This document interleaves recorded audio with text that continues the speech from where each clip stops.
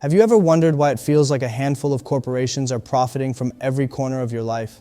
What if I told you that's not just a feeling? It's real. And you go deeper in that with open society and who's funding it, who's the money behind these organizations. BlackRock. And at the center of it all is BlackRock, a company controlling more money than any country on the planet. From the car you drive to the bank you use, even the clothes you wear, BlackRock has a hand in it all. So, what exactly is BlackRock? Yeah, so BlackRock is an organization, it's a company publicly listed on NASDAQ that has tens of trillions of dollars of assets under management. Then they own majority share in most of the companies in America. To understand BlackRock's power, we need to break down what they do. BlackRock isn't like a regular company that sells products or services directly to consumers. They're an asset manager, and their job is to take other people's money and invest it to make more money. And we're not talking small numbers here. BlackRock manages around $10.6 trillion, but this money isn't theirs. It comes from big pension funds, insurance companies, university endowments, and yes, even regular people's 401ks. BlackRock just takes this money and invests in pretty much everything: stocks, bonds, real estate, you name it. As well as the other ETF providers have done a great job in bringing a product to investors that provides diversification in investment portfolios at a relatively inexpensive price. And I think there's good reasons for them having grown to scale. The way they do this is through index funds, a method of investing that involves spreading money across a whole bunch of companies at once. Instead of betting on a few individual companies, BlackRock places tiny bets on nearly every company out there. The passive investing loophole. Now BlackRock and other asset managers claim they're passive investors. That sounds harmless, right? After all, they're not buying and selling all the time like active traders. And because they hold so much stock, they can't sell off shares of a company without causing chaos. So they keep holding. However, holding massive shares in pretty much every major company gives them incredible power. Power that's hidden under the radar.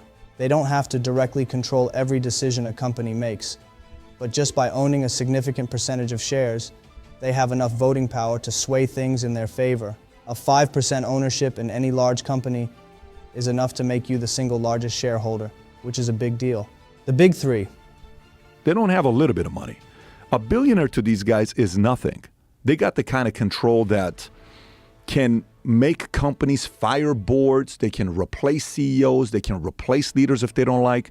To top things off, BlackRock isn't alone in this game. There are two other big players, Vanguard and State Street. Together, they're known as the Big Three. These asset managers hold shares in almost every listed company in the world. In fact, they hold around 25% of the shares in the biggest companies you've heard of. Let's take Amazon as an example. The Big Three collectively own 16% of Amazon. That's more than Jeff Bezos himself, who only owns about 9%. Now, this doesn't mean BlackRock is running Amazon day to day, but when it comes to important decisions, they have a say. While you may not realize that when you invest in a pension or index fund, you're essentially handing over your voting rights to the one who manages it, BlackRock in this case. And guess what? They usually vote in favor of what the company's executives recommend. It's not really a system where shareholders get a true say in how companies are run. Instead, it's more like a system where the executives and the asset managers work together to keep the money flowing in their direction. The interests of regular people and the interests of corporate executives don't always line up. The worst part, since BlackRock owns a piece of almost everything, they don't care about competition. If they own both Nike and Adidas, why would they want them to compete? Lowering prices could actually hurt their returns. This universal ownership keeps prices high. The revolving door between BlackRock and government. BlackRock's influence doesn't stop at the corporate level. Over the years, they've hired dozens of former government officials and regulators, and at the same time, many BlackRock executives have been tapped for key government roles. In fact, BlackRock was hired by the US government during the 2008 financial crisis to help manage the fallout. That's like hiring the fox to guard the henhouse. Not only did BlackRock make money from their regular business, but they also profited from helping the government navigate a financial disaster. and that's not the only time. They've also been hired by central banks and governments around the world to help manage everything from financial crises to day-to-day economic operations. Too big to fail? The US government's Financial Stability Oversight Council has pointed to BlackRock as an entity so large that its failure could take down the global economy.